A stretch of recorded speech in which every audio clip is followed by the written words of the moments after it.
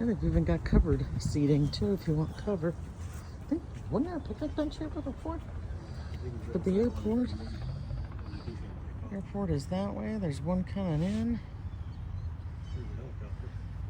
And then the helicopters take off and land right over there.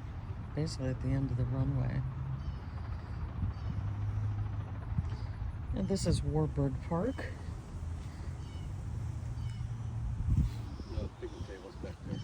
Yeah, but I think there used to be one here under this thing, just like that one. And it's a nice place to come see. And the planes and the parking. And it's free. Free for anyone.